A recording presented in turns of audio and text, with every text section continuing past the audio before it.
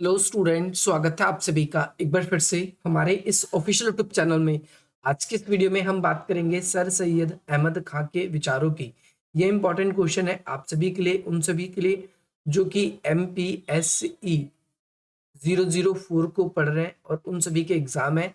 बहुत सारे स्टूडेंट्स के कमेंट आ रहे थे कि सर इस वाले क्वेश्चन को भी बता दो, तो आप सभी की ऑन डिमांड पर ये वीडियो लेकर मैं हाजिर हूँ। आज हम बात करेंगे सर सैयद अहमद खां के बारे में, क्योंकि 10 नंबर के क्वेश्चन में ही आप सभी के पेपर में पूछा जाएगा, तो जितना रेलेवेंट होगा सिर्फ वही बताया जाएगा। तो सर सैयद अहमद खां, ये ध्यान रखना आप सभी को कि ये 19वीं शताब्दी के उत्तरार्ध का मतलब है। आप सभी को ध्यान रखना है कि सन 1850 के बाद, उत्तरार्ध पूर्व कह दे तो पहले, उत्तरार्ध का मतलब होता है बाद में। तो इसके एक महत्वपूर्ण विचारक व्यक्ति थे, साथ साथ में भारतीय मुस्लिम समुदाय में एक महान सुधारक, शिक्षाविद और आधुनिक निर्माता उभरे। यानी मुस्लिम समाज में इन्होंने काफी ज्यादा सुधार के कार्य किए। उनका जन्म जो है मुगल दरबार से जुड़े एक जो है अमीर परिवार कह सकते हो आप, 17 अक्टूबर 1817 में हुआ था। सर सैयद अहमद खां का जो के पतन प्रत्यक्ष साक्षी इस बात से परिचित थे कि वह मुगलों की गरिमा समाप्त हो चुकी थी। यानी वो खुद भी इस बात से डिक्लेयर करते हैं कि ये इनका जन्म जिस समय हुआ उस समय मुगल जो है इतने ज्यादा पावरफुल नहीं थे, नहीं रहे थे। उस समय अगर आप देखेंगे तो भारत के पूर्वी भाग पर ईस्ट इंडिया कंपनी ने अपना पूरा का पूरा प्रभाव जमा लिया था, और आगे चलकर अंग्रेजों ने धीरे धीरे मुगलों को भी अधीन करके दिल्ली सल्तनत पर या दिल्ली पे भी उन्होंने क्या कर लिया था, अपना कब्जा कर लिया था। 1803 में वे किले ए यानी लाल किला जो था उस जगह पर वो दाखिल हो गए। मुगल शासक जो थे 1857 में, आप सभी को बताए, बहादुर शाह जफर, उसको क्या कर लिया था भाई, उन्होंने कैद कर लिया था। और साथ ही साथ में आप देख सकते हो कि सर सैयद अहमद खान ने देखा 1803 में मुगल अंग्रेजों की दया में जी रहे थे। मुगल किसकी दया में? अंग्रेजों की दया पे जी रहे थे। तो सर सैयद अहमद खान ने परिवार में कुछ विरोध होने के बावजूद भी 21 वर्ष की आयु में अंग्रेजों के लिए छोटा सा पद ले लिया था, है ना। उनके परिवार वालों ने मना किया था, परंतु फिर भी अंग्रेजों के द्वारा उनको एक पद दिया गया था, जिस पद को उन्होंने क्या किया था, धारण कर लिया था, ये ले लिया था, है ना। वो क्या थे, एक पद पे नियुक्त हो गए, और 1832 में सीकरी में उनका तबादला हो गया। ये फतेहपुर सीकरी है, सीकरी का मतलब, है ना। और फिर इसके बाद में आगे चलकर उनका तैनात इस तरीके से इधर उधर होता रहा। तो मेनली ये कौन थे आपके बारे में आपको पता चल गया। अब इस वीडियो के अंदर हम ये देखेंगे कि किस तरीके से इनकी खास भूमिका रही मुस्लिम समुदाय के अंदर, मुस्लिम समाज के अंदर, है ना। ये आप सभी के लिए इंपॉर्टेंट है और ये आपके पेपर के लिए बहुत रेलेवेंट भी है। तो यहाँ पर आप देखोगे, सबसे पहली बात इंपॉर्टेंट आप सभी के लिए यहाँ पर है कि 1857 का जो विद्रोह हुआ, उस विद्रोह में आप देखोगे कि ये बिजनौर ने, सर सैयद अहमद खान ने अंग्रेजों के अधिकारियों के जीवन बचाने में सक्रिय भूमिका निभाई थी। एक सर सैयद अहमद खान थे जिन्होंने अंग्रेजों के जीवन बचाने में मुख्य भूमिका निभाई।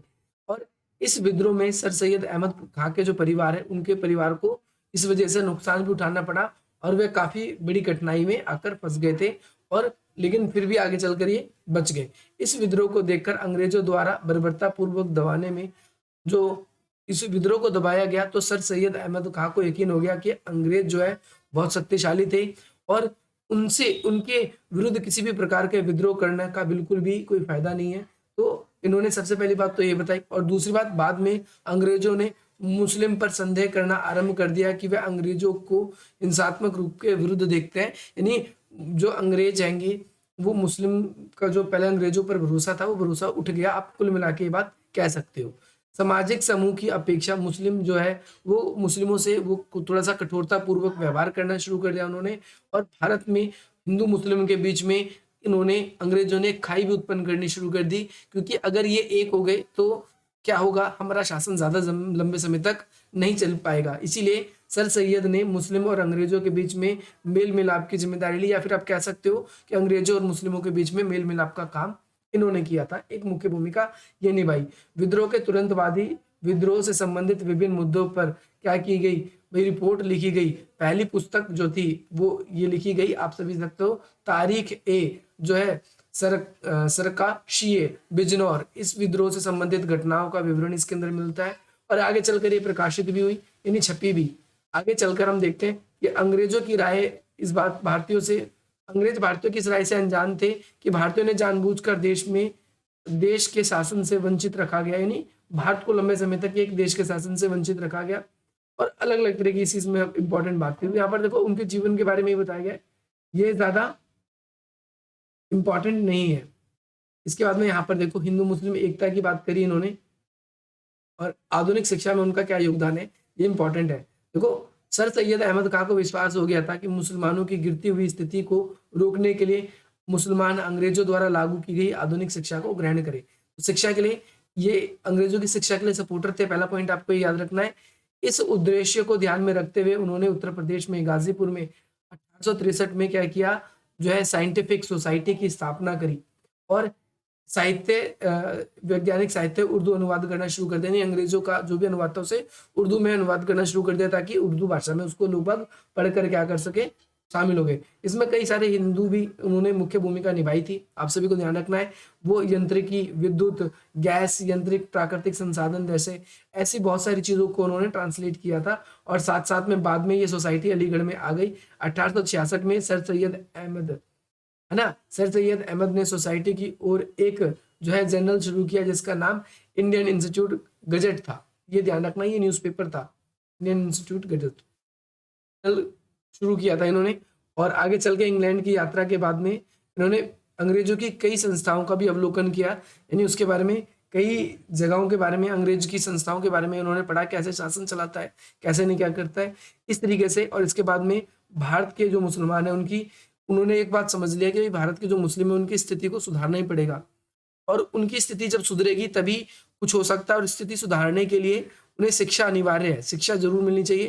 तो उन्होंने शिक्षा के बारे में व्यापक रूप से कहा और साथ साथ में 1775 से 77 के बीच में इन्होंने क्या किया, जो है मोहम्मडन्स एंग्लो, है ना, ओरिएंटल ओरिएंटल कॉलेज की स्थापना करी इन्होंने ताकि मुस्लिम क्या कर सके, आधुनिक किस्म की जो शिक्षा है वो ग्रहण कर सके और साथ साथ में अपनी संस्कृति जो है वो तो है ही है, वो इसी तरीके से चलते रहे। उन्होंने उनकी एजुकेशन की स्थिति को सुधारने के लिए भाई पहले अंग्रेज भी, पहले तो मुस्लिम की शिक्षा पे सपोर्ट किया, कई साहित्यों का अनुवाद किया, फिर ब्रिटिश भी गए वहाँ पर संस्थाओं को देखा।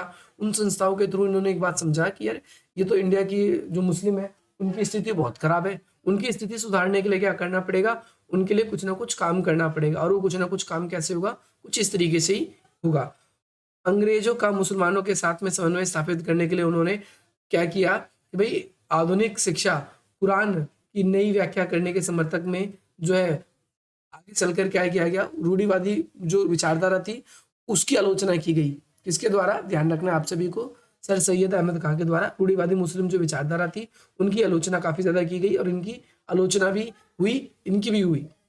ठीक है, अब क्या है कि हिंदू मुस्लिम एकता की बात करते हैं। इन्होंने हिंदू मुस्लिम एकता के बारे में क्या बात कही है, इन्होंने कहा है कि भाई हिंदू मुस्लिम एक होनी चाहिए और हिंदू मुस्लिम की एकता के लिए उन्होंने क्या किया है कि एक सुंदर दुल्हन नवयुवक के दो आंखों को कहा। इन्होंने कंपेयर किया है कि दो नवयुवक है जो एक दूसरे की आंखों को देखते हैं।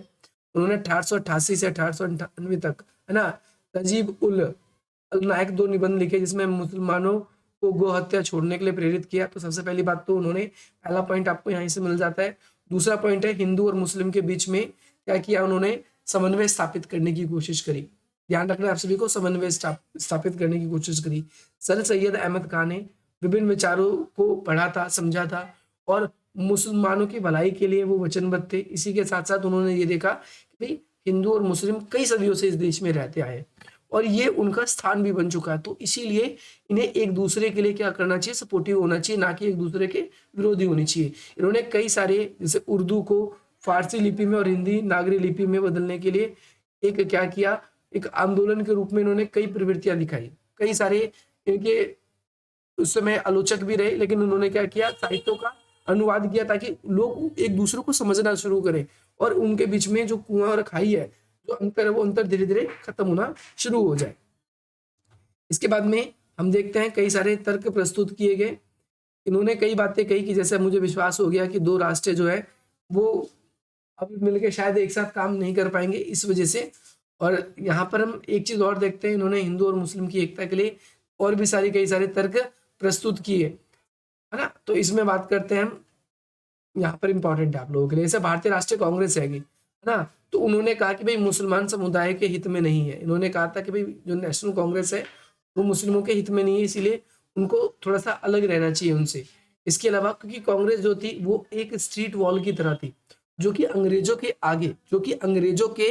आगे क्या करती थी, एक ऐसा प्रस्ताव रख देती थी पहले कि अंग्रेजों का विरोध ना हो, ठीक है, और अंग्रेज भी इस बात से खुश हो जाते थे, है ना, क्योंकि बहुत सारे लीडर्स ऐसे बन गए, तो इस बात को ये बहुत बखूबी समझ चुके थे। और 1857 के विद्रोह के कारण कई सारा नुकसान हुआ, जिसकी वजह से अंग्रेजों ने एक तो नीति बिल्कुल रखी ली थी कि भाई हिंदू और मुस्लिम को एक नहीं होने देना, लेकिन उन्होंने फिर भी क्या किया, काफी हद तक अपनी भूमिका निभाने की कोशिश करी थी। आप सभी को ध्यान रखना है, इन्होंने क्या किया था, इन्होंने पृथक निर्वाचिका का विरोध किया। ध्यान रखना है, इन्होंने क्या किया, पृथक निर्वाचिका का भी विरोध किया। इन्होंने पृथक निर्वाचिका का विरोध क्यों किया, क्योंकि हिंदू और मुस्लिम जो है दोनों अलग अलग वोट करेंगे तो कभी एक हो ही नहीं सकते, हमें एक प्लेटफॉर्म पे लेकर आना है उनको। तो एक प्लेटफॉर्म पे कैसे लाया जा सकता है, जब इनका भी विरोध किया जाए। तो ध्यान रखना है एक चीज कि इन्होंने पृथक निर्वाचिका को बिल्कुल ही प्रतिबंधित करने की बात कर, उन्होंने कहा कि भाई पृथक निर्वाचिका नहीं होनी चाहिए, ठीक है। और इसके अलावा भारत में जो भी हिंदू मुस्लिम रहने वाले हैं, अगर वो रूढ़िवादी तरह से अपने धर्म को मानते हैं तो अपने रूढ़िवादी विचारधारा को उनको क्या करना चाहिए, छोड़ देना चाहिए। और साथ ही साथ में एक तो रूढ़िवादी विचारधारा छोड़ देनी चाहिए और एक दूसरे से सहयोगात्मक होनी चाहिए, तभी कुछ चीजें बदल सकती है, तभी इनके बीच में कुछ क्या हो सकता है, सुधार देखा जा सकता है। आई होप आपको ये क्लियर होगा, क्योंकि 10 नंबर में क्वेश्चन आता है, अगर आपसे पूछ भी लेता है कोई भाई ये कौन थे, इसके बारे में बताइए, तो आप, मुझको ऐसा लगता है कि आपको कोई दिक्कत नहीं होगी। बाकी अगर आप लोगों का और कोई डाउट है और कोई क्वेश्चन समझ नहीं आ रहा तो आप हमारे साथ जुड़ सकते हैं, ये आप सभी के सामने स्क्रीन पर नंबर है, और अपने डाउट्स को शेयर कर सकते हैं हमारी तरफ से। आप लोगों के लिए जो भी वीडियोस होगी, या तो कमेंट के माध्यम से या फिर यहाँ के माध्यम से, जिस भी तरीके से हम आपकी हेल्प कर सकते होंगे हम आपकी हेल्प करेंगे। बाकी मेरे पास टाइम रहेगा तो मैं आप लोगों के लिए कोशिश करूंगा सेपरेट वीडियो बना दूं, ताकि आप लोगों को क्लियर हो जाए। बाकी इंपॉर्टेंट क्वेश्चन वाली वीडियो नहीं देखी है तो बिल्कुल देखिए, क्योंकि वो अपलोड हो चुकी है और बहुत सारे बच्चों ने देख चुके हैं, 500 से ज्यादा बच्चों ने देख चुके हैं, तो आप भी देखिए, पूरा लाभ उठाइए। थोड़ी देर की वीडियो है, उससे आप सभी के पेपर का एक अंदाजा, आपको पूरा आइडिया लग जाएगा कि भाई ये क्वेश्चन हमारे आने वाले हैं, और आप लोग पेपर से की अच्छी तैयारी अभी भी आपकी नहीं हुई तो पूरी रात में भी आप ठीक ठाक तैयारी कर लोगे। बाकी मिलते हैं आप सभी से अपनी अगली वीडियो में। जय हिंद, जय भारत।